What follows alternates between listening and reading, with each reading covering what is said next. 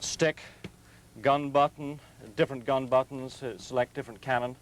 Gun camera switches, throttles are here on the left, afterburner switches, basic engine gauges, fuel gauge, raw RPM, EGT, temperature of the turbine, the jet, fuel pressures, and then navigational instruments to the left. Airspeed indicator, which as you see goes up to Mach 1.0, which is about 650 miles per hour at sea level, give or take.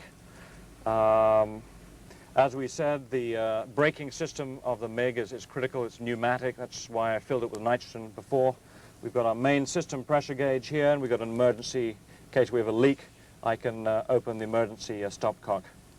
And as I may have explained, it is ejector seat equipped, but since the first generation of ejector seats were purely ballistic, blew you out of the cockpit, there's a high incidence of spinal injuries. So I have a parachute, so in the event of catastrophic malfunction, I would elect to bail. And that's it. So what I'm going to do now is go through my startup sequence. We've got a GPU attached, and we'll taxi out and give you a little air show.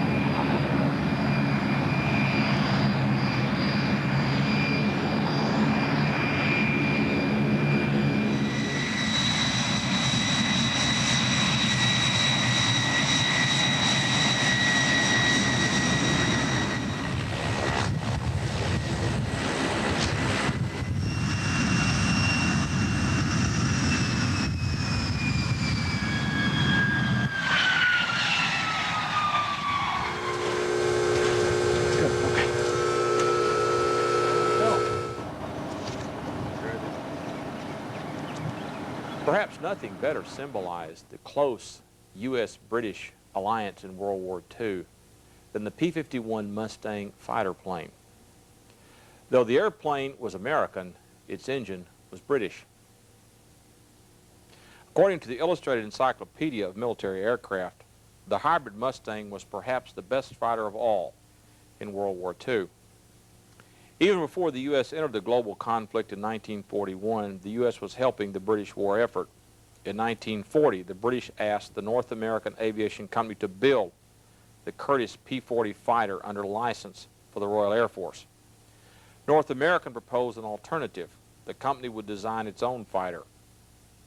The British agreed on one condition. The prototype had to be finished in no more than 120 days. North American beat the deadline. The Mustang was born. The British were disappointed with the plane's performance. Its liquid-cooled Allison engine made the plane too slow. The British yanked out the Allison and replaced it with the Rolls-Royce Merlin, also liquid-cooled. The Mustang was an instant success. Designated the P-51B the Merlin-powered Mustang could fly faster than 400 miles an hour. Thousands of Mustangs were built in the United States. The Rolls-Royce engine was produced under license stateside. In 1944, a streamlined version of the Mustang appeared with a bubble canopy, which afforded the pilot excellent visibility. Designated the P51D, it was the most famous version of the famous fighter. Its top speed was an astonishing 437 miles per hour. No World War II fighter was more versatile than the Mustang. The reach of the fighter was legendary. Auxiliary fuel tanks boosted the plane's range to 950 miles. The P-51 became the main escort fighter for long-range U.S. B-17 and B-24 bombing missions over Germany. Before the advent of the Mustang, German Focke-Wulf 190 and Messerschmitt 109 fighters were shooting down U.S. bombers at an alarming rate. More than a match for the German warplanes, the Mustang changed the picture dramatically. More bombers were able to drop more bombs on more targets and get home safely to bases in England. The Mustang packed a powerful kick. Equipped with 6 50-caliber wing-mounted machine guns, the Mustang was a fearsome dogfighter. The plane had plenty of firepower, too, for strafing ground targets. The P-51 could also carry a 2,000-pound bomb load under its strong, square-tipped wings. Compared to modern jet fighters, the Mustang is small, a shade over 32 feet long and 37 feet across, wingtip to wingtip. It weighs about 11,600 pounds. Rugged and dependable, the Mustang flew in all theaters of World War II. Mustangs served in the Korean conflict of the early 1950s and were even credited with shooting down some communist MiG-15 jets. Several Mustangs are still around flying as museum pieces. One is stabled in Paducah and owned by Dr. Maxwell. We're back after Dr. Maxwell's trip through the wild blue yonder over Paducah. Thank you for the free air show. That was most enjoyable. My pleasure. The second warbird in the good doctor stable is this wonderfully restored P51D Mustang, World War II vintage, painted up similar to an 8th Air Force U.S. fighter based in his home country of England. Notice the black and white invasion stripes for June the 6th, 1944. All Allied aircraft aloft on that day carried these stripes so that the fellows on the ground would know friend from foe.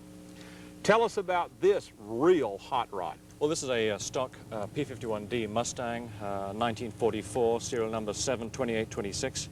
It's an interesting juxtaposition with a MiG because they actually met friend and foe over the, at least with the MiG-15, which was the early predecessor of the MiG-17, over the skies of North Korea. And I believe I'm right in saying that P-51s and or MiGs may have fallen victim to each other. So historically there was an overlap in these two generations of aircraft. The Mustang, as you may know, has been described as a magnificent, mythical Mustang. Most military historians would concede that its introduction to the war had a seismic impact on the end of the European theater of World War II. The Mustang was initially commissioned by the Royal Air Force. It wanted a tactical fighter interceptor, and the Americans, with their immense engineering know-how and production facilities, came out with the first variant, P-51A and B, which was an Allison-powered. The engine was quite an anemic power plant, and it's just called the Allison engine. The